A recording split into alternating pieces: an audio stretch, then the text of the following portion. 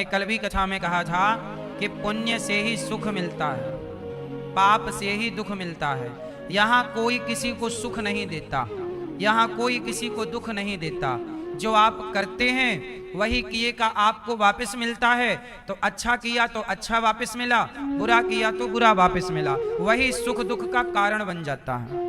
और हमें लगता है कि हमें कोई दुख दे रहा है, हमें कोई सुख दे रहा है। को ना काहू को सुख दुख कर दाता, निज कृत कर्म भोग सब भ्राता। कोई किसी को सुख या दुख नहीं देता, अपने अपने किए कर्म व्यक्ति को सुख दुख पहुंचाते रहते हैं। इसलिए जब आप अपने माता पिता को, दादा दादी को भागवत जी के पोथी पाठ कराते हैं तो उन्हें बड़ा सुख मिलता है और उस पुण्य से उनकी गति होती है। तो आपके जीवन में जो पितृदोष होता है वह पितृदोष समाप्त हो जाता है। लोग नहीं कहते पितृदोष चल रहे हैं, ये दोष है वो दोष है। जीवन में कितने दोष होते हैं। अच्छा ये बताओ, हम लोग जब घर बनाते हैं तो घर बनाते हैं, बहुत सारी नींव खोदते हैं तो बहुत सारी चींटियां मर जाती हैं कि नहीं। वहां बहुत सारे सांप बिच्छी रहते हैं, पर जैसे आप घर बनाते हो, खाली प्लॉट पर काम करते हो, सारे जीव जंतु या तो मर जाते हैं या तो भाग जाते हैं। तो वह क्या हुई, आपने आज तक कितनी चींटियों को मारा है बताइए। आप गाड़ी चलाते हो, कितने जीव जंतु आपकी गाड़ी के नीचे दबके मर जाते हैं। आपने नहीं किया पाप, आपने पाप जानकर नहीं किया, जानकर किसी को नहीं मारा, पर फिर भी आपके कारण तो बहुत सारे जीवों की हानि हुई कि नहीं, हाँ या ना। फिर कोई ऐसा नहीं है जो इस धरती पर बिना पाप के रह जाए। सबको पाप, सबसे पाप हो ही जाते हैं। कोई जाने अनजाने में करता है, कोई जानबूझ कर करता है, कोई अनजाने में होता है। तो हम सब से पाप होते हैं और रोज पाप होते हैं। अब किसान नहीं चाहता इल्ली को मारना, पर वो फसल में दवाई डालता है, कीटनाशक।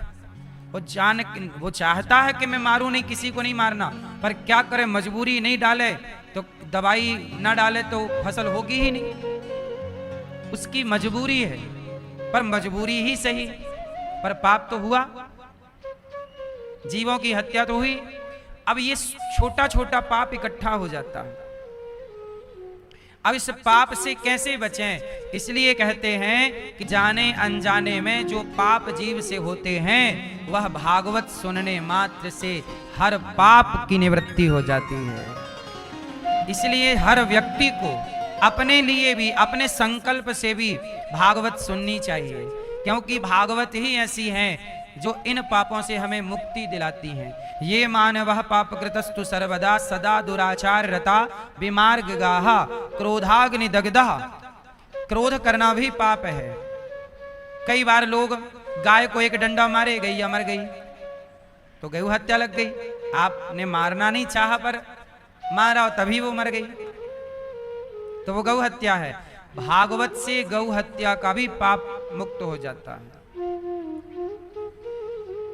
कोई भी पाप हमसे हुए हैं वह सारे पाप कहां से नष्ट होते हैं, बोले श्रीमद् भागवत से ही वह पाप नष्ट हो जाते हैं। इसलिए हर जीव को अपने निमित्त, अच्छा भागवत और भागवत जी के पोथी पाठ एक ही है। भागवत सुन लो मतलब पोथी पाठ। तो आप अपने माता पिता के नाम से पोथी पाठ अभी 4 जून से बैठेंगे, पुरुषोत्तम माह चल रहा है, करा लीजिएगा। जीवन में पुण्य करने में आगे रहना है, पीछे नहीं।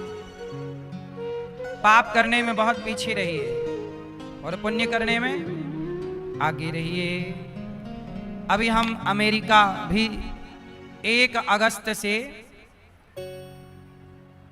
अगस्त से लगभग 25 अगस्त तक हम अमेरिका ही रहेंगे। अमेरिका के भक्तों को कथा सुनाने जा रहे हैं। तो 1 अगस्त से 7 अगस्त तक तो सियाटल, अमेरिका में एक जगह है सियाटल, सनातन धर्म मंदिर में कथा है 1 अगस्त से 7 अगस्त तक। फिर इसके बाद 13, 14, 15 और 16 अगस्त को ग्लेन व्यू हनुमान मंदिर शिकागो में कथा है, सत्संग है हनुमान मंदिर में। फिर इसके बाद कैलिफोर्निया में है और आगे का शेड्यूल फिर हमारी मैया श्रीमती धनुबेन पटेल जी, आपके यहाँ भी, मैया के यहाँ भी अमेरिका में ही मैया रहती हैं, तो जब हम अमेरिका जाएंगे तो मैया से मिलने भी आएंगे। हमारे श्री नारायण भाई जी ने भी कहा कि हमारे यहाँ भी आइएगा, यदि समय की अनुकूलता होगी, वहाँ से घंटे 2 घंटे का ड्राइव होगा कहीं से भी, तो आपके यहाँ भी आएंगे। और जो भी आगे की जानकारी होगी अमेरिका के शेड्यूल की, तो वहाँ कथा कहाँ कहाँ है सत्संग, तो अभी शिकागो में, कैलिफोर्निया में और सियाटल 3 जगह की कन्फर्म डेट मैंने बताई। आगे की और जो 2-2 दिन के सत्संग जहाँ जहाँ होंगे हम वो आपको बताते चलेंगे आगे। तो अमेरिका का यह टूर है। फिर इसके बाद जनवरी में ऑस्ट्रेलिया और फिजी और फ्रांस इत्यादि और कुछ देश हैं, 3-4 देश, वहाँ की डेटें हम बताएंगे। तो वहाँ जनवरी में है, तो वहाँ के भक्तों को जनवरी में लाभ मिलेगा, ऑस्ट्रेलिया और फिजी इत्यादि में। तो भारत के बाहर भी ये दास अनिरुद्ध जा जाकर सनातन की बातें कहकर, सनातन को जहां जहां सनातन कमजोर हुआ वहां वहां भगवान ने इस दास को भेजा कि जाओ कथा सुनाकर लोगों के अंदर सोया हुआ बुझा हुआ भक्ति का दीपक जलाओ। तो भक्ति का दीपक जलाने के लिए प्रभु आज्ञा करते हैं, जहां जहां के लिए वहां वहां जा जा करके कथाओं की गंगा बहानी होती है। हम लोग तो देखो भगवान के दास हैं, भगवान की जो आज्ञा होती है उसी आज्ञा से कार्य करते रहते हैं। हमारी अपनी कोई इच्छाएं नहीं होती बुलाने का, और जहां जहां प्रभु आज्ञा करते हैं। अब वृंदावन में कहते हैं बिहारी जी की मर्जी के बिना कोई नहीं आता।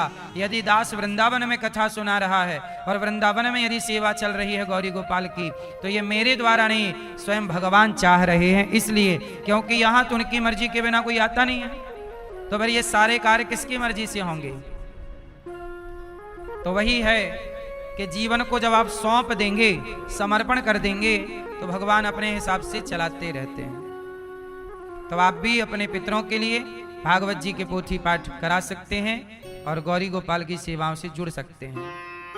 कल हमने सुना कि गोपियों को छोड़कर भगवान वृंदावन से मथुरा गए, कंस को मारा। पढ़कर उज्जैन से भगवान जब वृंदावन आए तो भगवान ने उद्धव जी को वृंदावन भेजा।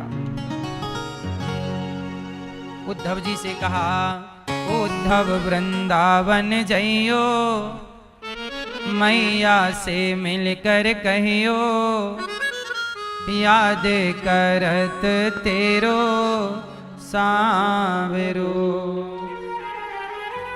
भगवान ने उद्धव जी से कहा, उद्धव उद्धव वृंदावन जइयो, मैया से मिलकर कहियो, याद करत तेरो सांवरो। मतलब भगवान कह रहे हैं उद्धव जी आप वृंदावन जाओ और मेरी माँ से कहना कि मैं उन्हें बहुत याद करता हूँ, बहुत याद आती है माँ। जब भी भगवान कृष्ण देवकी, अब देखो भगवान वृंदावन से मथुरा गए तो अब वहाँ माता देवकी मिल गई, तो देवकी माँ भगवान को परोसती हैं दाल चावल सब्जी, भोजन, लाला आ भोजन कर। और जब कन्हैया भोजन करने बैठते हैं तो देवकी मैया एक कटोरी में मक्खन धर देती हैं, एक कन्हैया ये मक्खन खाना, मक्खन रोटी आप खाना। तो अब ये मक्खन भी है, तो भगवान ना मक्खन को किनारे कर देते हैं। तो देवकी मैया बोली, लाला मैंने तो सुना है कि तुझे मक्खन बड़ा प्रिय है, तू मक्खन किनारे क्यों कर रहा है, खाता क्यों नहीं है? कन्हैया बोले कि मैया जब मैं इस मक्खन को देखता हूँ ना तो इस मक्खन में अपनी यशोदा मैया की छवि नजर आ जाती है, अपनी मैया दिखती है यशोदा। मुझे मक्खन तो प्रिय है पर मैया के हाथ का पसंद है, मुझे और कोई मक्खन नहीं चाहिए। मुझे तो जब मैया अपनी गोद में मक्खन बैठा के खिलाती तो मुझे अपनी माँ की याद आ जाती थी मक्खन को देखकर। देखो जरा, भक्त जो है कण कण में भगवान को देखता है और भगवान भी कण कण में अपने भक्त को ढूंढते हैं। मक्खन में मैया दिख रही है, मक्खन में मैया यशोदा का दर्शन हो रहा है। किसे? भगवान को। भगवान रोने लग जाते मैया मैया कह के। फिर देवकी मैया हृदय से लगाती, बेटा मैं भी तो तेरी माँ हूँ। हाँ माँ आप तो माँ हो, लेकिन आपने तो जन्म देते ही मुझे अपने से दूर कर दिया था, वो तो मैया यशोदा ने मुझे अब दूध पिलाया और अपने हृदय से लगाया, इसलिए मुझे तो यशोदा मैया की बड़ी याद आती है। अच्छा लाला, तो एक काम कर, चल मैं तुझे तेरी मैया से मिला कर लाती हूँ, यशोदा से मिला कर लाती हूँ। कन्हैया बोले मैं जा नहीं सकता। आप कह रही हो कि चलो, पर मैं जा नहीं सकता। क्यों? भगवान बोले मेरी मजबूरी है।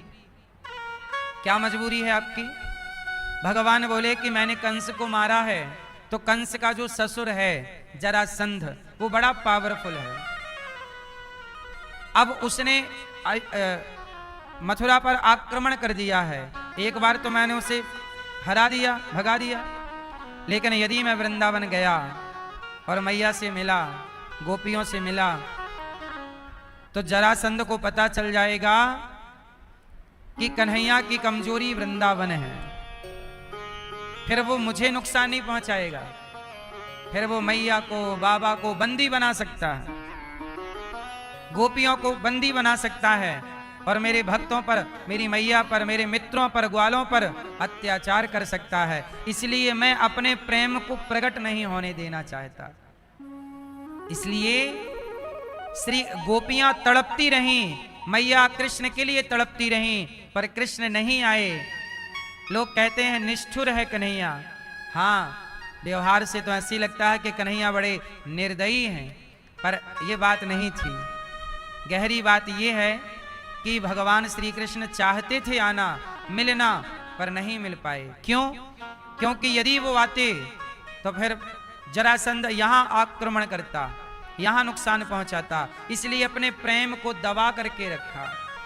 इसलिए कहते हैं ना, स्त्री अपने प्रेम को प्रकट कर देती है, पर पुरुष अपने प्रेम को जल्दी प्रकट नहीं करता।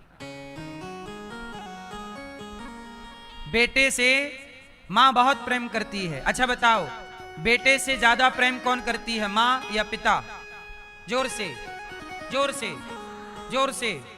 हाँ, स्त्रियों को यही लगता है कि बेटे से तो मैं ज्यादा प्रेम करती हूं, क्योंकि आपका प्रेम प्रकट है।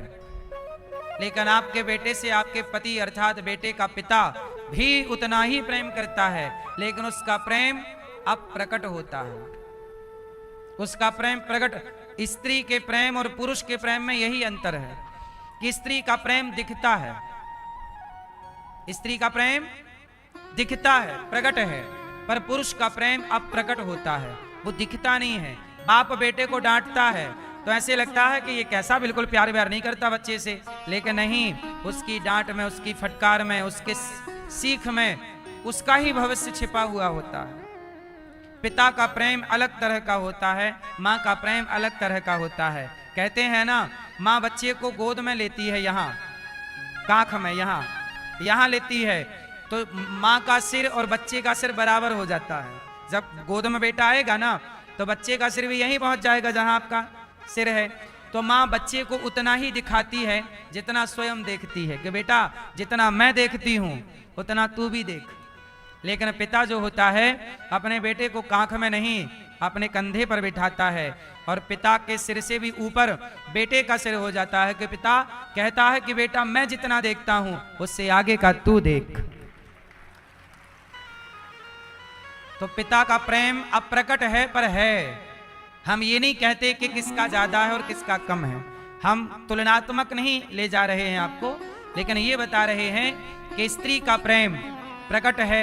अच्छा, देखने को ये आप मिलता होगा, पूरी दुनिया का रेशो देखिएगा, स्त्रियों को और पुरुषों को हार्ट अटैक ज्यादा किसको आता है? हार्ट अटैक किसको ज्यादा आता है? पुरुषों को। क्यों? क्योंकि पुरुष कोई भी चीज व्यक्त नहीं करता, उसके भीतर भीतर वो चलती रहती है, किसी को बताता नहीं है। वो कोई टेंशन, कोई दिक्कत, कोई समस्या, वो कड़वा घूंट प्याला जहर का पीता रहता है, टेंशन का, बताता नहीं है। पत्नी को भी नहीं बताता, माँ को भी नहीं बताता, इसलिए वो सोचता सोचता उसके अंदर घुटन होते होते वो निपट जाता है। लेकिन स्त्रियों में ऐसा नहीं है।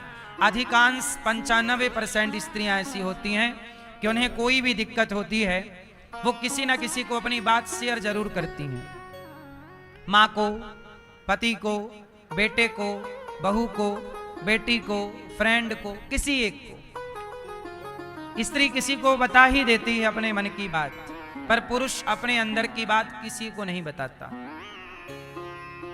इसलिए पुरुषों के हार्ट अटैक ज्यादा हैं, स्त्रियों के हार्ट अटैक कम है, क्योंकि बताने से, कहने से हल्का हो जाता है, जी हल्का हो जाता है, मन हल्का हो जाता है। स्त्रियां तो बता के अपना जी हल्का कर लेती हैं, पुरुष घुटता रहता है।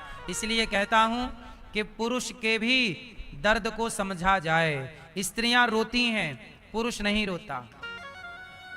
स्त्रियां रोएं तो लोग उन्हें चुप कराते हैं, अरे ना रो, हम तुम्हारे साथ हैं। पुरुष का भी मन करता है रोने का, पुरुष का भी जी करता है कि मैं रो लूं, पर वो रोए किसके आगे? कहते हैं ना, यदि पुरुष रोने लग जाए तो लोग उसे कमजोर समझ लेते हैं, ये कमजोर है। स्त्री का रोना उसकी ताकत है और पुरुष का रोना उसकी कमजोरी समाज मानता है ना। इसलिए ये बात कहते जरूर हैं कि भेदभाव, लड़कों को ज्यादा प्यार मिलता है, लड़की को कम, है ना। एक पक्ष ये है कि सब लोग लड़का चाहते हैं, लड़की चाहने वाले कम हैं। बेटा हो जाए तो खुश, बेटी हो जाए तो थोड़ा कम खुश, ऐसा समाज में देखा गया है। एक पक्ष तो ये भी है कि भेदभाव समाज में है। अभी देखा ना, एक जज के घर एक लड़की जो पत्नी बनकर गई, उसको फांसी लगा के मार दिया गया। वो मर गई या मार दिया गया ये क्लियर होना बाकी है। पर जानते हो किस बात के लिए कि लड़की को मार दिया? पैसे के लिए, वो दहेज के लिए। जबकि उसकी अपनी सास जज है, पूर्व जज रह चुकी है। मतलब एजुकेटेड लोग हैं, पढ़े लिखे, लेकिन पढ़ी लिखी समाज भी दहेज की भूखी है ना। अनपढ़ तो चलो मूर्ख है ही, लेकिन अनपढ़ फिर भी ऐसे केस अनपढ़ों में कम आते हैं। पढ़ी लिखी समाज में दहेज के लिए मार डाला उस लड़की को। इसलिए आपसे हम ये कहते हैं, चाहे बेटा हो या बेटी हो, मुझे ऐसा लगता है कि बेटा बेटी के साथ माँ बाप का एक सा व्यवहार होना चाहिए और बहू बेटे के साथ भी एक सा व्यवहार होना चाहिए। आजकल समाज में क्या कहावत प्रचलित है, अरे बहुएं अच्छी नहीं है। नहीं, एक बात बताओ, शादी के बाद बहू बदलती है कि बेटा बदलता है? हैं? हाँ, आप क्या दोष लगाती हो, अरे जब से बहू आई तब से ऐसा हो गया, अरे हमारी तो बहू अच्छी नहीं है। लेकिन ये बताओ, बेटा तो तुम्हारा ही है, बेटा क्यों बदल गया? आपका बेटा क्यों बदल गया? इसका मतलब है बहू का दोष दूसरे नंबर पर होगा। बहू पर उंगली बाद में उठाई जाएगी, पहले तो आपका ही सिक्का खोटा है। भाई बेटा तो आपका ही है, वो क्यों बदल गया? जिसको आपने नहलाया धुलाया, तेल मालिश की, आपने चलना सिखाया, मतलब आपकी बहू ने अच्छी परवरिश कर ली कि वो उसके पक्ष में हो गया, तुम्हारा साथ छोड़ दिया। तुम्हारी परवरिश में कोई कमी रह गई, तुमने वो लाड़ ना दिया, वो प्यार ना दिया। इसका मतलब ये हुआ कि हम सबको चाहिए क्या कि हम अपनी बेटी हो या बेटे हो, दोनों को ठीक ठीक संस्कार दें और बिना भेदभाव के लालन पालन करें। बहू के साथ भी भेद ना और बेटे के साथ भी भेद नहीं होना चाहिए। पर स्त्री रोती है तो रोने दिया जाता है, पुरुष रोता है तो लोग हंसते हैं, देखो लड़का होके रोता है। लेकिन पुरुषों को भी दर्द होता है, पुरुषों को भी पीड़ा होती है ना। इसलिए पुरुषों का भी दर्द सुना करो, पुरुषों की भी पीड़ा सुना करो। पुरुष नहीं कहता अलग विषय है। भगवान श्री कृष्ण की ये बात से मैंने ये सारी बात आपको सुनाई कि गोपियों का प्रेम प्रकट है, रो रही हैं, पर श्री कृष्ण का प्रेम अप्रकट है। वो भी गोपियों से प्रेम करते हैं, भक्त भगवान से प्रेम करते हैं तो भगवान भी भक्त से प्रेम करते हैं। हर कितना होता है कि भक्त का प्रेम प्रकट होता है और भगवान का प्रेम अप्रकट होता है। माँ का प्रेम प्रकट है, पिता का प्रेम अप्रकट है। इसलिए पिता का भी जीवन में सम्मान करना चाहिए, हर बेटे को, हर बेटी को। आप अपने बाप का, अपने पिता का आदर जरूर करिए। आजकल ऐसा लगता है कि बाप की तो कोई वैल्यू नहीं करता, इज्जत ही नहीं करता, है ना। बाप की इज्जत कम करते हैं लोग। इसका मूल कारण यह हुआ कि कहीं ना कहीं आपने संस्कार पीछे छोड़ दिए। मत छोड़िएगा। आपकी दौलत काम ना आएगी, आपके संस्कार काम आएंगे। माँ की, पिता की, दोनों की इज्जत करिए, दोनों का आदर सम्मान सत्कार करिए। और आप पति पत्नी से एक बात और कह दूं, सदा आपका बेटा साथ दे ना दे, पर सदा आपकी पत्नी और सदा आपका पति आपका साथ जरूर देगा। इसलिए आप दोनों को साथ निभाना चाहिए एक दूसरे का। बेटा अच्छा है, कुछ बेटे बहुत अच्छे निकल जाते हैं, पर कुछ बेटे बहुत अच्छे नहीं निकलते, है ना। इसलिए रिश्तों में एक टाइम बाद अकेलापन आ जाता है। जैसे ही आप 50 क्रॉस करेंगे ना, 55 पे जाएंगे ना, वैसे आपको अकेलापन लगने लग जाएगा। 60 के होते होते आप अकेले हो जाएंगे।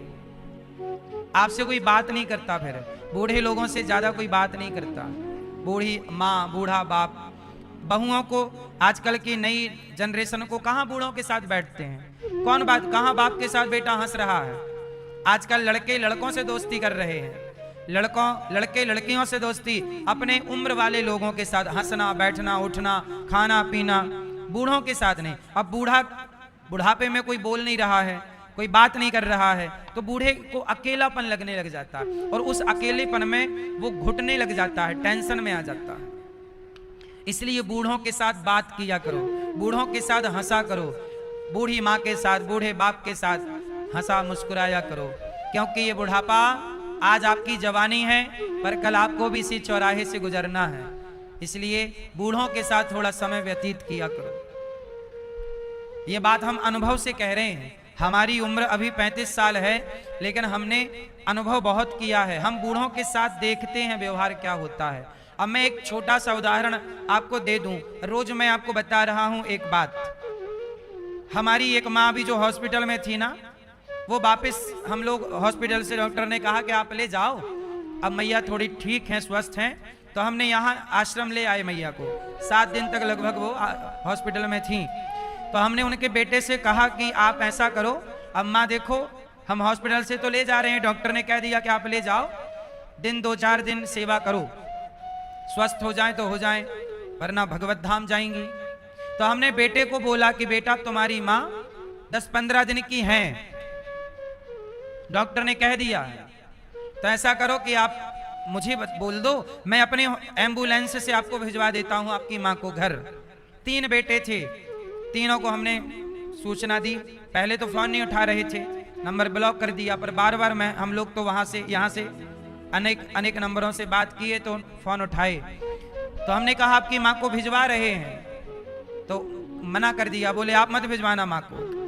3 बेटे हैं, तीनों ने मना कर दिया हमारी माँ को मत भिजवाना, जबकि उन्हें ये पता है कि अब हमारी माँ 10-15 दिन की ही बची है, अधिक से अधिक 1 महीना। और भगवान करे, हम तो चाहते हैं स्वस्थ हो जाएं, तो मैया सालों रहे, स्वस्थ हो जाएं। अभी तो ठीक है, पहले से हालत सही है ना, लेकिन फिर भी अब जो भी टाइम बचा, भगवान जाने कितना टाइम है, तो बेटों ने, तीनों ने मना कर दिया कि नहीं हमें, हमारे पास मत भिजवाना, माँ को मत भिजवाइएगा।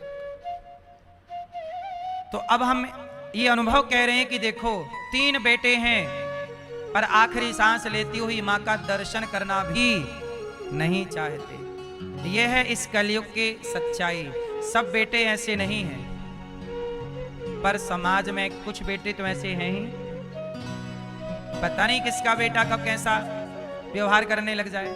इसलिए कहता हूं, जीवन बेटों के भरोसे मत जिया करो, जीवन भगवान के भरोसे जिया करो, है ना। बेटा है अच्छा है, बहू है अच्छा है, सेवा करें अच्छी बात है, पर भगवान से ये कहना कि प्रभु हमें किसी के आश्रित मत करिएगा, हमें बेटों पर भी निर्भर नहीं बनना है, हमें प्रभु आप पे निर्भर, हमें भगवान पे निर्भर होना।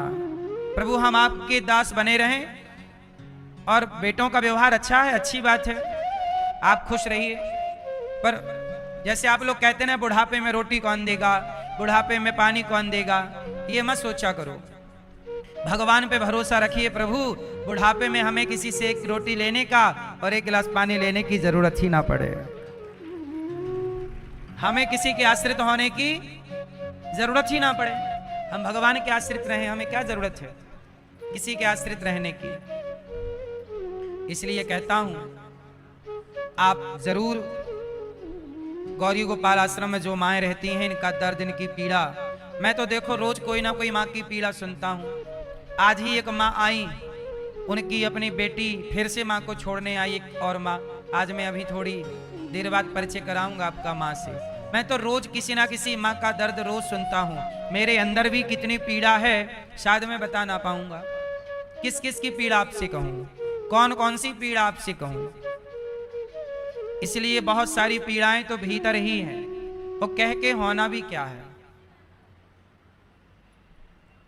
किसी का दर्द, किसी की पीड़ा, कहते हैं ना दूसरों का दर्द समझ में कम आता है। जिसके पैरों में विमाई फटी ही नहीं, वो पीर पराई क्या जाने। जिसके पैरों में विमाई फटी ही नहीं, वो पीर पराई क्या जाने। और जिसने बेटी को जन्म दिया ही नहीं, वो बेटी की विदाई क्या जाने। कुछ दर्द ऐसे हैं जो सब नहीं जानते।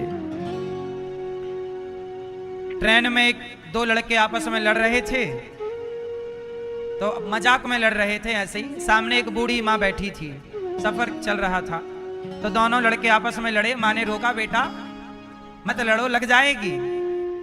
बच्चे तो बच्चे थे, शैतानी मस्ती कर रहे थे। माँ ने नहीं, और नहीं माने तो एक बच्चे को ना, वो ट्रेन में जो चैन होती है ना पल्ला पकड़ने वाली, वो चैन गिरी और एक बच्चे को लग गई। लोहे की चैन लगी तो उसने हाथ पकड़ लिया, यहां लगी उसके जोर से। तो सामने बैठी माँ ने कहा, बेटा ज्यादा लग गई, लाओ मैं पट्टी कर दूं, मेरे पास है। तो उस बच्चे ने कहा, मैया आप टेंशन मत लो, मैं मर्द हूं और मर्द को दर्द नहीं होता। उस लड़के ने कहा कि मैं मर्द हूं और मर्द को दर्द नहीं होता। तब माँ ने कहा कि बेटा तुम मर्द हो, तुम्हें दर्द नहीं होता, पर तुम मर्दों को पैदा करने में हम माँओं को बहुत दर्द होता है। वो मर्द नहीं है जो माँ का दर्द ना समझे। मर्द का अर्थ ये नहीं कि मुझे दर्द नहीं होता, भाई दर्द सबको होता है, लेकिन मर्द वो है जो किसी का दर्द समझे। यदि मैंने आपका दर्द नहीं समझा, यदि मैंने आपकी पीड़ा नहीं समझी, तो मैं किस बात का मर्द। मुझे आपका दर्द समझ में नहीं आ रहा है, मुझे भूखे का दर्द समझ में नहीं आ रहा है, तो मैं किस बात का मर्द। ऐसी मर्दानगी किस काम की जहां तुम्हें किसी का दर्द समझ में ना आए। असली मर्द वही है, असली इंसान वही है जो दूसरों के दर्द को समझता हो। इसलिए दर्द को समझने वाला बनिए। आज पीड़ा इस बात की है कि लोग दूसरे के दर्द को नहीं समझते।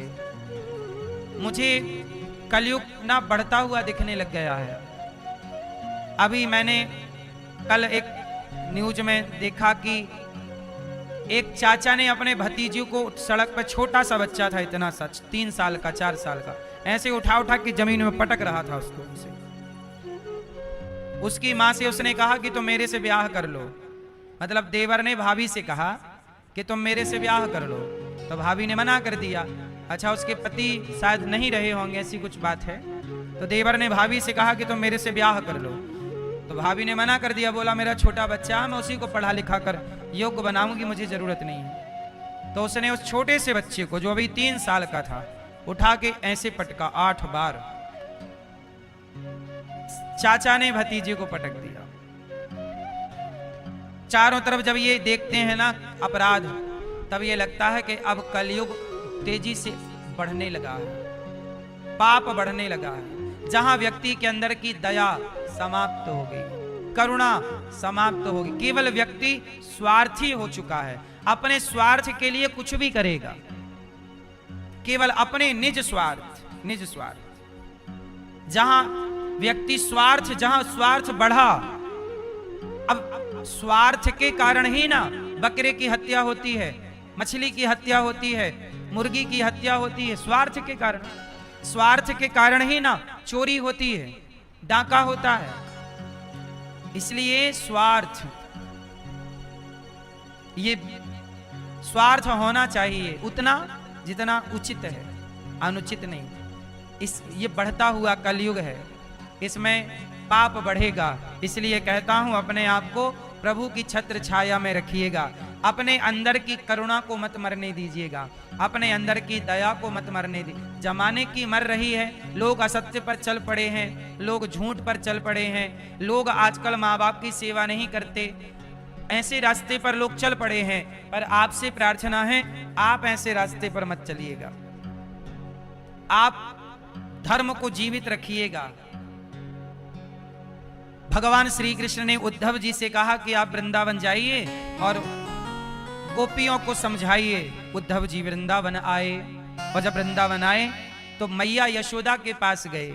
मैया पागलों की तरह थी, कन्हैया कब आओगे, कन्हैया कन्हैया रो रही हैं, कन्हैया पुकार रही हैं, पागलों की तरह। उद्धव जी आए, मैया क्यों रो रही हो, कौन हो तुम? उद्धव जी बोले, मैं कृष्ण का मित्र हूं। अच्छा, मेरा कन्हैया आया है क्या? बाहर निकलकर दरवाजा खोलकर देखी, जिस रथ पर उद्धव जी आए रथ पर चढ़ गई। अच्छा, कन्हैया बैठा है क्या? मां नहीं आए कृष्ण। मां रोने लगी, कन्हैया क्या गलती हो गई मेरे से? तू अपनी मां को छोड़कर चला गया, तुझे अपनी मां की याद नहीं आती? क्या गलती की मैंने? लगता है मैंने तुझे एक बार उखल से बांध दिया था, इसलिए तू नाराज होके चला गया। मैंने तुझे माखन खाने नहीं दिया, इसलिए नाराज होके चला गया। अब तू एक बार आजा, मैं तुझसे क्षमा मांगूंगी और अब तुझे कभी बांधूंगी नहीं, कभी माखन खाने से मना नहीं करूंगी। एक बार अपनी मां को माफ कर दे। उद्धव जी बोले, मैया ऐसी बात नहीं है, वो आपसे नाराज नहीं है, तू क्यों नहीं आया? उद्धव जी देख देख उद्धव, ये गंगी गाय खड़ी है ना, गाय जिस दिन से कृष्ण गया है ना, ये गंगी पेट भर पानी नहीं पिया इसने, पेट भर चारा नहीं खाया। क्यों? बोले इसके थन में मुंह लगा के कन्हैया दूध पिया करता था। ये कन्हैया की प्यारी गाय गंगी इसका नाम है। जहां कन्हैया जाता वहां ये गंगी जाया करती थी। जब से कृष्ण गए हैं ना, ये इस आंगन में खड़ी है, यहीं घूमती है, इसकी आंखों से आंसू गिरते रहते हैं। मैं गंगी से कहती हूं, अरे गंगी कुछ तो खा ले, थोड़ा चारा खा, थोड़ा पानी तो पी ले। तो ये सिर हिला देती है कि मैं नहीं पीऊंगी पानी, नहीं पीऊंगी पानी और नहीं खाऊंगी चारा, और चिल्लाती है, रमाती है, माँ माँ ऐसे रमाती है, मानो कृष्ण को बुलाती है, कृष्ण आओ अपना दर्शन दो, तब मैं खाऊंगी, तब मैं पानी पीऊंगी। उद्धव मैं तो इंसान हूं रे, मैं तो समझा लूंगी अपने आप को, जरा तू ही समझा दे इस गाय को, ये खा लिया करे, ये पी लिया करे। जिस दिन से कृष्ण गए हैं खाना पीना छोड़ दिया है। वो मैं कहती हूं कि तू मर जाएगी और कन्हैया आएंगे तो दूध कैसे पिलाएगी? तो जीने के लिए थोड़ा सा खा लेती है, जीने के हिसाब का थोड़ा सा पानी मेरे कहने से पी लेती है। अब तू ही समझा उद्धव से, तू समझा, कैसे समझाएगा? अब गाय को कैसे समझाए? गाय रो रही है। मैया यशोदा कहते कहते धड़ाम से गिर गई कि बूढ़े से बड़ी बड़ी दाढ़ी वाले कोई पुरुष आए, उठाकर यशोदा यशोदा ऐसे ना अचेत होकर गिर, कृष्ण आएंगे और कहा कि मैया के हाथ का मक्खन खाना और तू मर जाएगी तो तुझे जीना होगा यशोदा, कृष्ण के लिए जीना होगा। उस यशोदा की आंख खुल जाती है। कृष्ण कहकर गए हैं मैं आऊंगा, यदि वो ये कह देते कि मैं नहीं आऊंगा, ये सब लोग मर जाते। इंतजार है कि आएंगे, इसलिए जी रही हूं या जी रहा हूं कि वो आएंगे। वो बूढ़े से कौन? उद्धव जी ने कहा, बाबा तुम कौन हो? बोले मैं नंद बाबा हूं, कृष्ण का पिता हूं। तो बाबा ये तुम्हारी हालत कैसी हो गई? ये मैया सूख गई है। नंद बाबा बोले, उद्धव जिस दिन से कृष्ण गए हैं ना, ये पूरे वृंदावन में किसी के घर ठीक से दीपक नहीं जला, किसी के घर ठीक से भोजन नहीं बना। बस इसलिए लोग थोड़ा कंदमूल फल खा लेते हैं कि मर ना जाएं, क्योंकि यदि हम मर गए और तब कृष्ण आए तो कौन स्वागत करेगा, कौन मक्खन देगा, कौन उनकी सेवा करेगा। इसलिए जिंदा हैं, मतलब जीवित भी हैं तो किसके लिए? भगवान कृष्ण के लिए।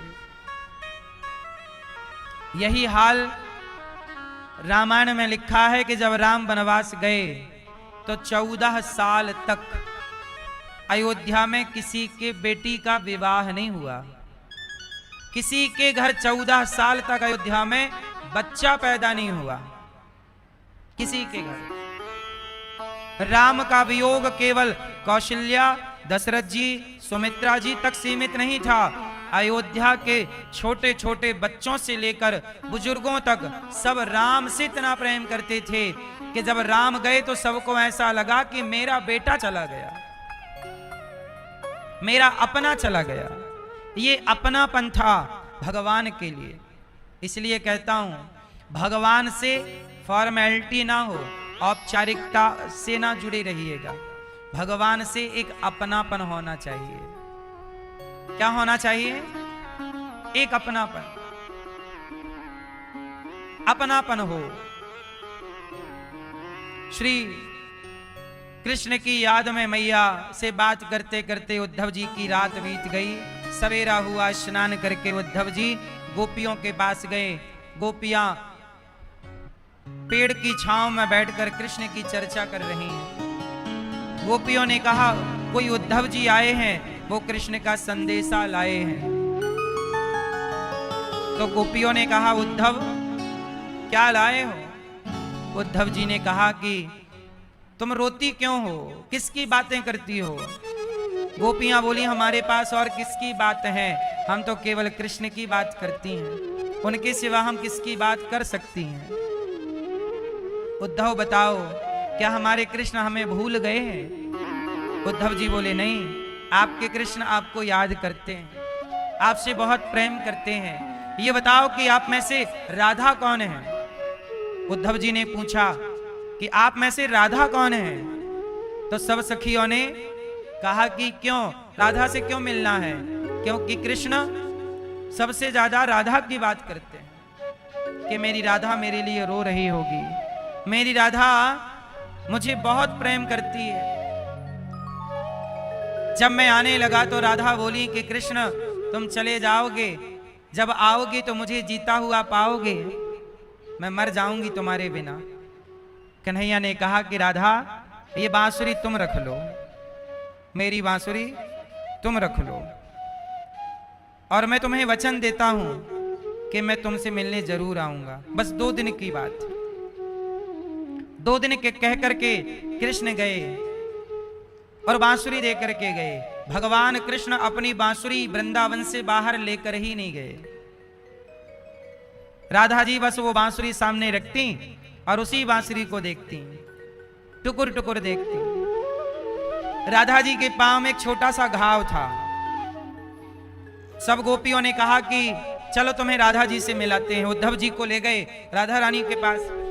तो राधा रानी के पांव में एक घाव था। तो उद्धव जी ने कहा कि ये चोट कैसे लग गई? राधा जी ने कहा कि आप कौन हैं? बोले, मैं कृष्ण का मित्र हूं और आपके लिए उन्होंने मेरे द्वारा एक पत्र भेजा है, मैसेज। पर ये बताइए कि आपको उन्होंने ये पूछा है कि पूछ के आना कि राधा के पांव का घाव कैसा है, कि राधा के पांव का घाव कैसा है। तो कन्हैया ने मुझे बताया है कि आपके पैर में चोट लगी है। अब गोपियां जितनी थीं सब बोली, राधा तुम्हारे पांव में कोई चोट है, हमें तो नहीं बताया।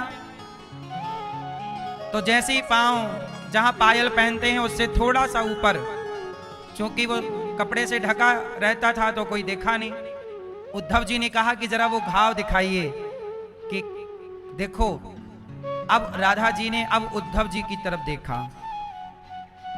उद्धव जी की तरफ देखकर कहा कि कृष्ण ने सचमुच मेरे घाव के बारे में पूछा है? हाँ। मुझे कैसे पता कि आपके पांव में घाव है? उन्होंने तो बताया है कि आपके पांव में चोट लगी है। घाव कैसा है, जरा घाव दिखाइए।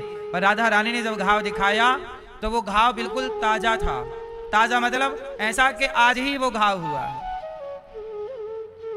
उद्धव जी ने कहा कि ये तो गजब बात है, ये घाव तो महीनों पुराना है, महीनों पुराना है, पर ये ताजा क्यों है?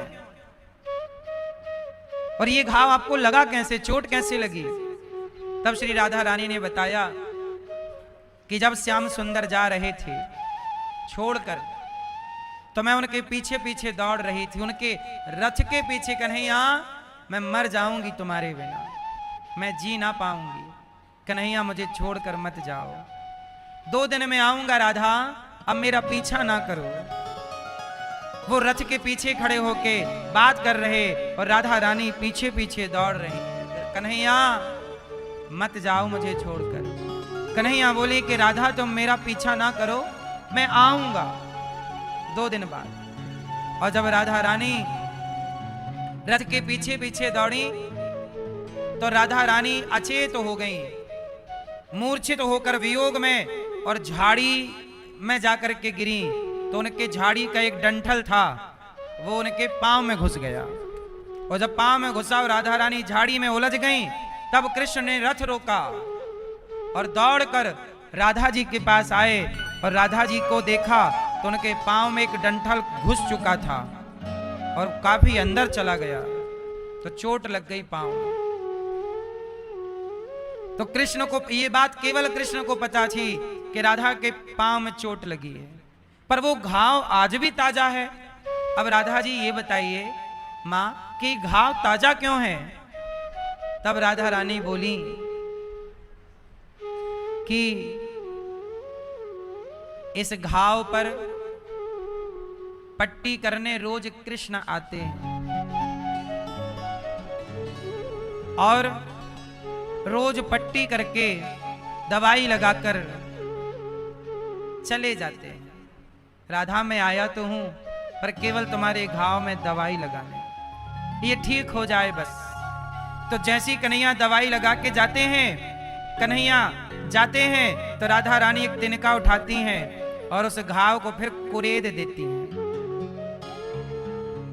उस घाव को फिर कुरेद कर उसकी पट्टी, उसका दवाई हटा देती हैं और उस घाव को फिर ताजा कर देती हैं। राधा तुम्हें दर्द नहीं होता जब तुम अपने घाव में लकड़ी से उसे कुरेदती हो? राधा बोली कि भला हो इस घाव का, कम से कम इस घाव के कारण कन्हैया मुझे पट्टी करने तो आते हैं, जिस दिन ये घाव भर जाएगा आना छोड़ देंगे। इसलिए मैं चाहती हूं कि जब तक मैं जीवित हूं मेरा घाव जीवित रहे, ताकि इसके ऊपर पट्टी लगाने मेरे कृष्ण आते रहें और मैं उनके स्पर्श का सुख पाती रहूं और मैं उनके दर्शन का सुख पाती रहूं। तो अन्य सखियों ने कहा कि सखी राधा, कभी आपने बताया नहीं कि कृष्ण आते हैं आपके घाव में पट्टी करने, आपने कभी नहीं बताया। राधा बोली कि क्या बताऊं, वो प्रकट रूप में नहीं आते, वो स्वप्न रूप में आते हैं। तो सखियों ने कहा कि आप तो सोती ही नहीं हो, और जब आप सोती ही नहीं हो तो आपको सपना कैसे आता है? वो सपना नहीं आता तो आपके पांव ये घाव में पट्टी और मलहम कैसे कन्हैया लगाते हैं? बोले स्वप्न में नहीं, जागृत स्वप्न में। मेरी आंखें खुली हैं और खुली आंखों के सपने में कई बार नहीं, आप खुली आंखों से कुछ सोचने लग जाते हैं, कुछ इतना गहरा सोचते हैं कि लगता है ये क्या था, ये सपना था क्या? बस वही भाव के स्वप्न में, भाव के दर्शन में मैं रोज कृष्ण को अपने पास अनुभव करती हूँ और इस घाव को ताजा रखती हूँ कि ये घाव ताजा रहेगा तो कृष्ण का मुझे बार बार दर्शन होता रहेगा। ये कहकर राधा रानी रो पड़ी, उद्धव मेरे से कोई बहुत बड़ा अपराध हो गया है जो कृष्ण मुझे छोड़कर चले गए। पर ये बताओ कि मेरे प्रभु ने मेरे लिए पत्र क्या भिजवाया है, जरा पढ़कर सुनाओ, क्या लिखा है पत्र में। उद्धव जी ने पत्र निकाला और राधा रानी के नाम का पत्र निकालकर उद्धव जी ने पढ़ा, और जो कृष्ण ने लिखा था उद्धव जी पढ़ रहे हैं। कृष्ण ने लिखा है, राधा तुम ये मत समझना कि मैं तुम्हें भूल गया हूं। जैसे कोई श्वास लेना नहीं भूल सकता, ऐसे राधा तुम तो मेरी श्वास हो, तुम तो मेरी प्राण हो। मुझे कुछ कार्य करना है, कंस को मारना था, आगे पापियों को मारना है, इसलिए मुझे जाना पड़ा आपके पास से। लेकिन मेरा मन, मेरी आत्मा, मेरा हृदय आपके चरणों में है, आपके पास है। राधा रानी, राधे, मैं तुम्हारा यह ऋण, तुम्हारे इस प्रेम का ऋण कभी चुका ना पाऊंगा। इस तरह कृष्ण राधा जी के लिए पत्र लिखते हैं। पत्र सुनते सुनते राधा रानी रोती हैं, हे श्याम सुंदर, हे श्याम सुंदर, और रोती रोती राधा रानी मूर्छित हो जाती हैं। देखो ये क्या था, ये प्रेम है। बातें कृष्ण की, सपना कृष्ण का, ख्याल कृष्ण का, मतलब दूसरी कोई बात ही नहीं। घाव है तो कृष्ण के लिए, प्राण है तो कृष्ण के लिए। क्या है ये? इससे उच्च कोटि की भक्ति हो सकती है तो गोपियों का और राधा रानी का ये प्रेम केवल ये बताने के लिए है कि प्रभु से प्रेम करने वाले ऐसे ही प्रेम करें जैसे गोपियों का प्रेम है। यही प्रेम है। प्रेम गली अति साकरी, जामे दो न समाए। प्रेम क्या है? प्रेम किसे कहते हैं? क्या आप बता सकते हैं कि प्रेम किसे कहते हैं? बताओ, अच्छा प्रेम किसे कहते हैं? बताओ प्रेम किसे कहते हैं? जो प्रेम गली में आए नहीं, प्रियतम का ठिकाना क्या जाने। जिसने कभी प्रेम किया ही नहीं, वो प्रेम निभाना क्या जाने। जिसने कभी प्रेम,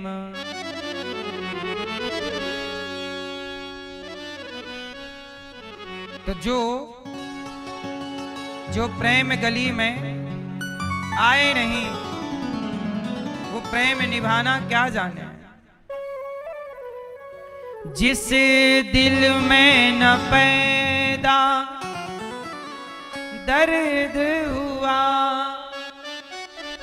वो पीर पराई क्या जाने। जिस दिल में न पैदा दर्द हुआ, वो पीर पराई क्या जाने। मीरा है दीवानी मोहन की, मीरा है दीवानी मोहन की। दुनिया ये दीवाना क्या जाने।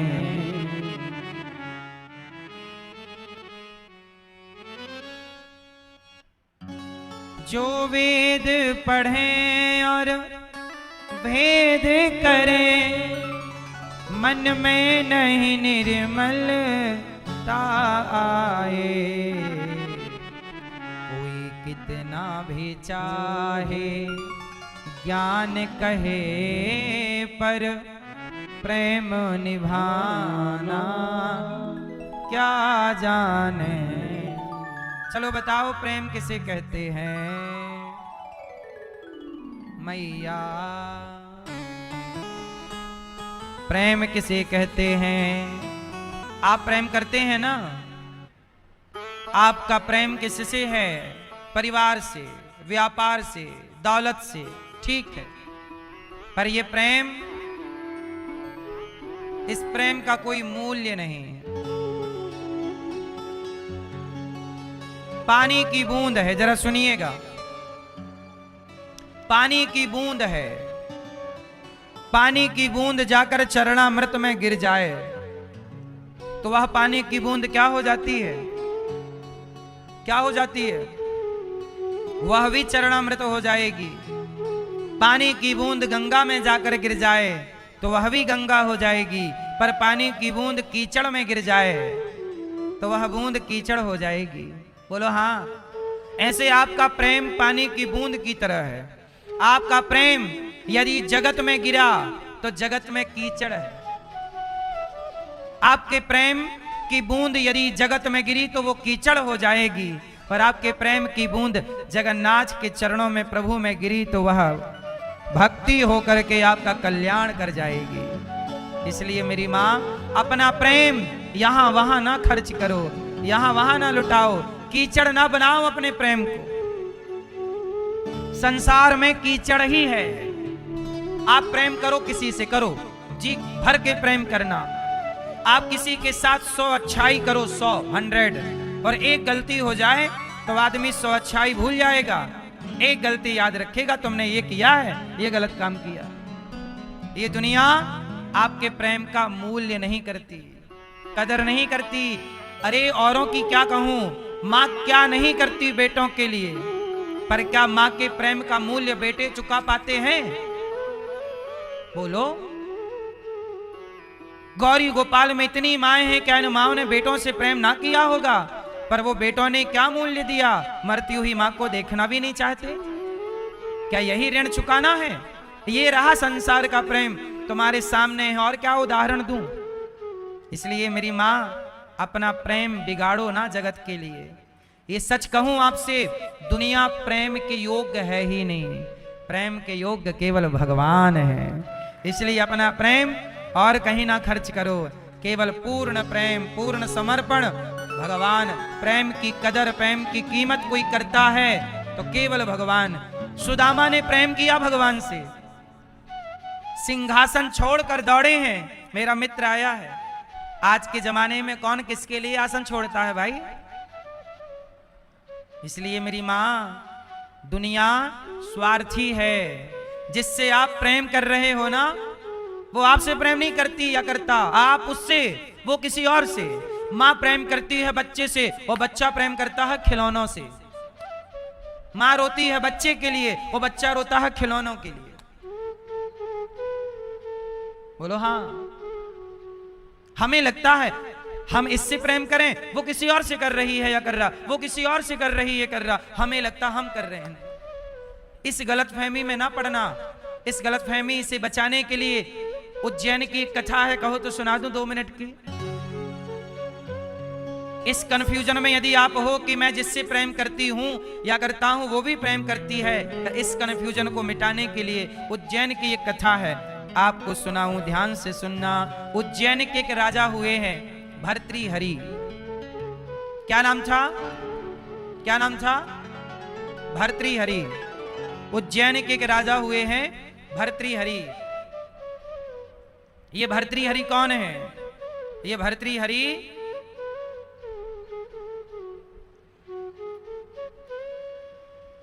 जो विक्रमादित्य है ना, विक्रमादित्य का नाम सुना है? विक्रम संवत जिनसे चलता है, ये विक्रमादित्य के सगे भाई हैं। क्या नाम है? राजा भर्तृहरि। ये राजा हैं उज्जैन के भर्तृहरि। उस समय भारत की राजधानी उज्जैन हुआ करती थी भर्तृहरि के जमाने में। उज्जैन भगवान महाकाल की नगरी। भर्तृहरि अपनी पत्नी से बहुत प्यार करते थे। भर्तृहरि की पत्नी बहुत सुंदर और बहुत प्यार करते थे राजा अपनी रानी को। एक दिन क्या हुआ, एक ब्राह्मण, एक साधु भर्तृहरि के पास आए। महाराज, आपके लिए हम ये फल लाए हैं। भर्तृहरि से कहा, आप इसे खा लीजिए, आप खाएंगे तो सदा जवान रहेंगे, सुंदर रहेंगे, लंबे टाइम तक अमर हो जाएंगे, आप मरेंगे नहीं जल्दी, हजारों साल तक के लिए आप जीवित रहेंगे और जवान रहेंगे, सुंदर। मैंने तपस्या की तो मुझे देवताओं ने यह फल दिया है, लेकिन साधु बोले कि मैं अमर होके क्या करूंगा? आप राजा हो, आप अमर रहोगे, लंबे समय जियोगे तो प्रजा आपसे सुखी रहेगी, तो राजा आप फल खाओ। अब राजा को जब फल मिला तो राजा को लगा कि ये फल मैं खाऊंगा तो मैं सुंदर रहूंगा, मैं जवान रहूंगा, पर मैं तो प्रेम अपनी पत्नी से करता हूं, इसलिए वो ये फल खाएगी तो वो जवान और सुंदर रहेगी, तो वो मुझे सुख देती रहेगी। तो अपनी पत्नी को रात को गए, राजा फल दिया, देवी ये फल आप खाओ, सदा जवान रहोगी, सुंदर रहोगी, खाओ। पत्नी बोली अच्छा मैं बाद में खाऊंगी, सवेरे पूजा करके। अब राजा चले गए अपने काम पे। अच्छा, रानी का चक्कर था सेनापति से, ये बिल्कुल सत्य घटना है। राजा प्रेम करते रानी से और रानी का चक्कर था। सेनापति को बुलाया चुपके से, आओ आओ आओ, बुलाया, कहा ये फल खा लो, सदा जवान रहोगे, सदा सुंदर रहोगे, तो हमारा मनोरथ पूरा करते रहोगे, खाओ, तुम्हारे लिए फल है ये सदा जवान रखने का फल। अब सेनापति को दे। सेनापति बोले मैं यहां नहीं खा सकता, कोई देख लेगा, भाग गया। अच्छा, सेनापति का चक्कर था वहां की नाचने वाली से, नर्तकी से। अब सेनापति ने नर्तकी को बुलाया, यहां चुपके से, ये मैं तुमसे बहुत प्यार करता हूं, ये फल तुम खाओ, सदा सुंदर रहोगी, सदा जवान रहोगी। अब नाचने वाली ने कहा अच्छा ठीक है मैं खा लूंगी। सेनापति चला गया। अब नाचने वाली को लगा मैं अमर होके भी करूंगी क्या, मुझे तो नाचना ही है, अमर होंगी और नाचती रहूंगी, इसलिए मेरे राजा बहुत अच्छे हैं, मेरे राजा बड़े धर्मात्मा हैं, सत्यवादी हैं, यदि मेरे राजा फल खाएंगे तो लंबे समय तक वो शासन करेंगे और प्रजा को सुख देंगे। तो अब नर्तकी गई रहा, महाराज की जय हो, महाराज मैं आपसे अकेले में मिलना चाहती हूँ जरा सी देर का काम। हाँ हाँ बताओ। बोले ये फल। अब राजा हक्का बक्का ये फल समझ गए तो वही वाला है। बोले महाराज ये फल खाओ, इसका चमत्कार है, आप सदा जवान रहेंगे, सुंदर रहेंगे, अमर हो जाएंगे लंबे समय के लिए, खाओ। राजा बोले वो सब ठीक है, ये बता तेरे पास कैसे आया? नर्तकी बोली महाराज वो मेरा चक्कर थोड़ा सेनापति से चलता रहता है, तो सेनापति ने दिया है कि ये उनको कहीं मिला होगा। अच्छा, इसको क्या पता कि सेनापति को कहां से मिला? बोले सेनापति, अब सेनापति हाजिर हो, सेनापति को बोला ये फल कहां से आया, फांसी पे चढ़ाऊंगा, जल्दी बोल। अब सेनापति डरा, महाराज क्षमा करना, वो थोड़ा हमारा चक्कर रानी जी से है, तो रानी जी ने हमें ये फल दिया है, कहा है कि सुंदर रानी को कहीं से मिला होगा, बोली कि खा लो तुम जवान रहोगे, सुंदर रहोगे, फल खाओगे। अब रानी को कहां से मिला राजा को पता है कि रानी को मैंने ही दिया। राजा को वैराग्य हो गया। राजा को लगा राम राम, मैं जिस रानी से प्रेम करता रहा वो रानी किसी और से प्रेम करती है, रानी जिससे प्रेम करती है वो किसी और से प्रेम करता है। यही जीवन की सच्चाई है। आप जिससे प्रेम करते हैं वो आपसे प्रेम नहीं करता, और उसे जो प्रेम करता है वो उसे प्रेम नहीं करता। इसे बहुत शांति से ध्यान लगाकर देखना तो आपके घर में भी ये चैन दिखाई पड़ेगी। आप अपने बेटे से प्रेम करते हो पर बेटा अपने पत्नी से प्रेम करता, और पुरुष पत्नी से प्रेम करता, पत्नी अपने बच्चों से प्रेम करती है ना। शादी के बाद बच्चे होते ही स्त्री का प्रेम पति से कम हो जाता है, पता है ये बात? जब तक बच्चा नहीं होता तब तक स्त्री पुरुष से प्रेम करती है, अर्थात पति से, पर बच्चा होने के बाद वो पति से प्रेम कम करती है, बेटे से ज्यादा प्रेम करती है, बेटी से ज्यादा लगाव हो जाता है। और देखो, माँ बाप करते हैं बच्चे से प्रेम, बच्चा करता है पत्नी से प्रेम, और पत्नी करती है अपने बच्चे से प्रेम, और बच्चे करते हैं खिलौनों से प्रेम। फिर उनकी शादी होगी तो उनका प्रेम वहां, मतलब प्रेम ऊपर का छूटता चलता है। हम जिससे प्रेम करते हैं वो हमसे प्रेम नहीं करता, बस इतना मानो। बहुत ध्यान से देखेंगे तो ये चैन आपके घर पे भी दिखाई पड़ेगी। तो ये राजा भर्तृहरि को बड़ा वैराग्य हुआ, और भर्तृहरि ने पत्नी के इस व्यवहार से एक वैराग्य शतक नाम की पुस्तक लिखी। कौन सा शतक? वैराग्य शतक। तो वैराग्य शतक नाम की पुस्तक भर्तृहरि ने लिखी। कभी समय मिले तो पढ़िएगा उसे, वैराग्य शतक। भर्तृहरि जब अपनी पत्नी से प्रेम करते थे तब उन्होंने श्रृंगार शतक भी लिखा था पत्नी के नाम, श्रृंगार शतक। फिर बाद में लिखा वैराग्य शतक। और पत्नी को छोड़कर बच्चों को राजा बनाकर जंगल चले गए भर्तृहरि। बोले इस झूठी दुनिया में मन नहीं लगाना, झूठी दुनिया में मन नहीं, ये प्रेम के योग्य नहीं है। प्रेम जितना मैंने पत्नी से किया, जगत से किया, इतना जगन्नाथ से करता तो मेरा कल्याण हो जाता। सब छोड़कर उन्होंने मन भगवान से लगाया। इसलिए आप भी भगवान से प्रेम कीजिएगा। तो फिर आप सवाल करेंगे कि महाराज जी संसार से भगवान से प्रेम करें तो फिर पति और बच्चों से क्या करें? तो बोले बच्चों से पति से प्रेम नहीं। देखो भगवान ने आपको दो चीजें दी हैं, एक दिल, क्या दिया है आपको? दिल और दिमाग। बोलो दिल और, अब बताओ दिल में कौन और दिमाग में कौन किसे रखें? दिमाग में किसे रखना चाहिए? भगवान को। और दिल में किसे रखना चाहिए? हैं? पति को, भगवान को। कहां रखें भगवान को? कहां रखें? जोर से। दिल में भगवान को। और पति को कहां रखें? कहां मैया? हां, दिल एक है तो दिल में भगवान को रखो और पति, बेटा, व्यापार, परिवार सब दिमाग में रखो। क्योंकि दिमाग से चीजें जल्दी निकल जाती हैं, दिल से जल्दी। इसलिए दिल में कन्हैया को रखो, कभी नहीं निकलेगा। दिमाग में परिवार को रखो, निकलता रहेगा। क्योंकि परिवार तो हर जन्म में दूसरा मिल जाता है। आप अगले जन्म में किसी और जगह जन्म लोगी तो वो आपका परिवार हो जाएगा। फिर मरोगी या मरोगे, फिर अगले घर परिवार में जन्म लोगे तो परिवार, माता पिता, भाई बहन, पति पत्नी, बच्चे हर जन्म में बदल जाते हैं। पर भगवान हर जन्म में,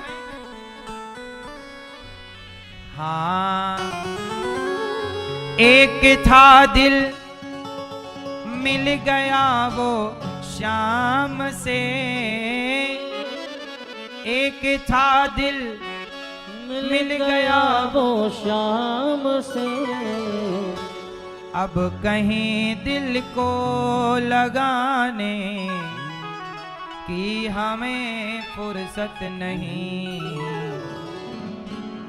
कितने दिल हैं आपके पास? एक था दिल मिल गया मेरे शाम से, अब कहीं दिल को लगाने की हमें फुर्सत नहीं। कहाँ लगाओगे दिल? दिल भगवान में लगाओ। दिल कहाँ लगाओगे? और परिवार में क्या लगाओगे? इसलिए मेरी मां, दिमाग में ही परिवार को रखिएगा। व्यापार दिमाग से चलता है कि दिल से? परिवार, व्यापार सब दिमाग। इसलिए दिमागदार व्यक्ति सदा सुखी है। दिल भगवान को दो और दिमाग से पत्नी को चलाते रहो। दिमाग, आपके पास दिमाग है? यदि आपके पास दिमाग होगा ना तो आपका पति आपके आगे पीछे डोलेगा। मैया, आपके पति आपके आगे पीछे डोलते हैं? हाँ डोलते हैं। मैया पास दिमाग है,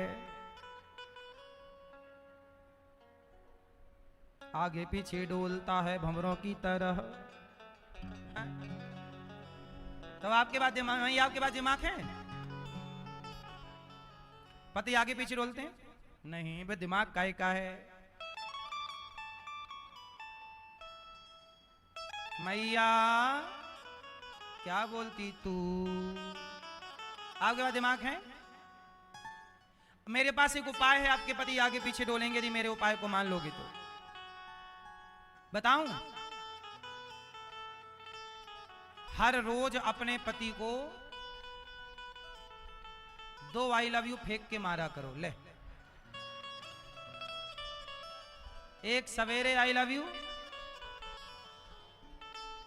ऑफिस में जाते समय एक आई लव यू चिपका दी, आई लव यू, और जैसे ही घर में आए आई लव यू, दो आई लव यू फेंक के रोज मारो पति को। और एक चीज और, अपने पति के लिए झूठा ही एक गाना गाया करो। क्या मिले हो तुम हमको बड़े नसीबों से, रोज कहा करोगे हमें तो आप जैसा पति ही चाहिए, आप बहुत अच्छे हैं, बहुत सुंदर हैं, बहुत बुढ़े हो पर अच्छे हो। तो मैया आपको रोज क्या करना है, 2 आई लव यू नहीं बोलती, फिर पत्नी पड़ोसन सेट कर लेगी आपके पति को, बाद में मत रोना हमारे पति चले गए, पड़ोसन बोल दी आई लव यू तो आपका काम खत्म, फिर मत कहना बिल्ली रास्ता काट गई। अपना आई लव यू चिपकाते रहो, वरना दूसरा पड़ोसन चिपका देगी साइड से। क्यों मैया सही है, आजकल पड़ोसन आई लव यू लिए बैठी है, मौका मिला नहीं कि फेंक दी, आई लव यू फेंक के मार रही है वो आजकल बैठी बैठी। और तुम्हारे पति भी कम नहीं है, वो वहीं देखते हैं सामने वाली खिड़की में एक चांद कटकुड़ा रहता है। फिर मत रोना मेरी माँ, मेरी बात मान लो हैं। हाँ हमारा काम है बताना, बाद में मत कहना हमें किसी ने बताया नहीं, है ना मैया। तो आप लोग क्या करोगी, अपने पति को 2 आई लव, मैया आप 2 आई लव यू मारना फेंक के ले, और क्या कहोगी आप, मिले हो तुम हमको, नहीं गाओगी मैया, ऐसे शर्मा रही हो जैसे हम तुम्हारे जेठ हों।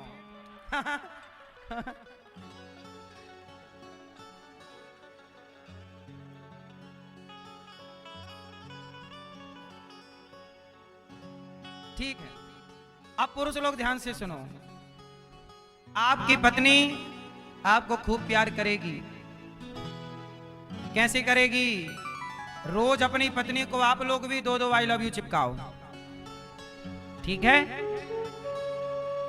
एक सवेरे जागती और एक ऑफिस से आती, उसका आई लव यू मिले फिर तुम भी चिपका दो।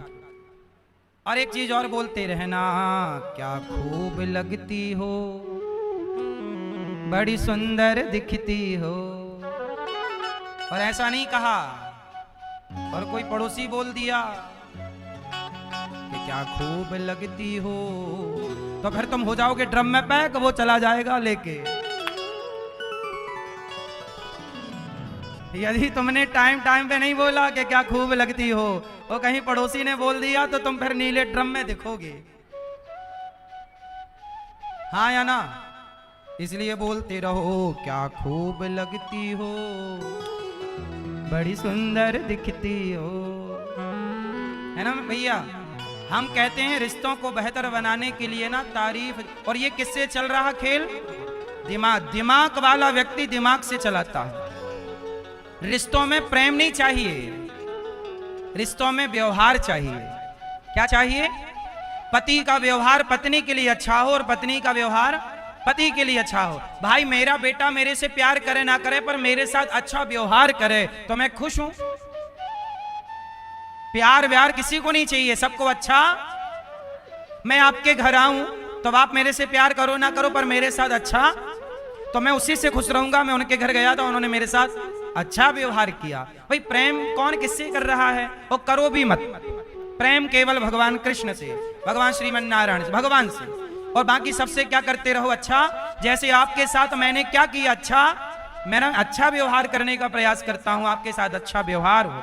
व्यवहार से ना रिश्ते चलते हैं, तो हर रिश्ते में व्यवहार बढ़िया हो। अच्छे पति वाला व्यवहार, पत्नी वाला, पिता वाला, अपने अपने कर्तव्य का, धर्म का आचरण करिए, व्यवहार अच्छे, और भगवान में दिल लगाइए। ये जो आंखें हैं हमारी, ये जो आंखें हैं हमारी, मिल गई हैं शाम से, अब कहीं आंखें मिलाने की हमें फुर्सत नहीं। ये आंखें भगवान में मैं जिस दिन भुला दूं तेरा प्यार दिल से, हे कन्हैया वो दिन आखिरी हो मेरी जिंदगी का। ये आंखें उसी रात हो जाए अंधी, ये आंखें उसी रात हो जाए अंधी, जो तेरे सिवा देखे सपना किसी का। हे कन्हैया ये आंखें उसी रात अंधी हो जो आपके सिवा सपने में कोई और आए। इसलिए भगवान से कहा करो आज सपने में आने का वादा करो।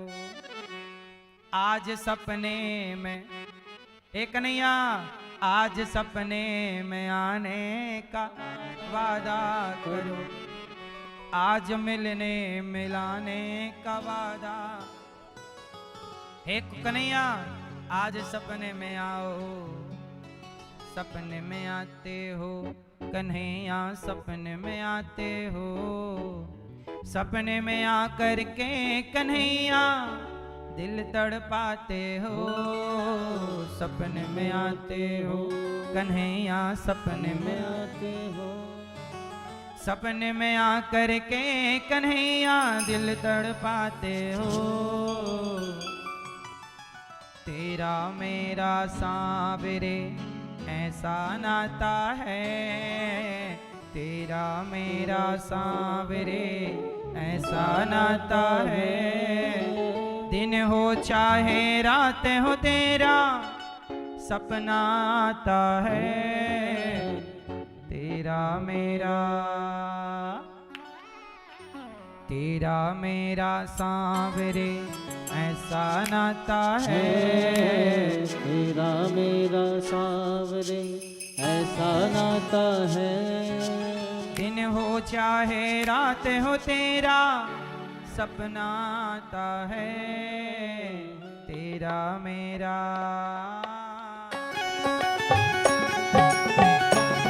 जय हो।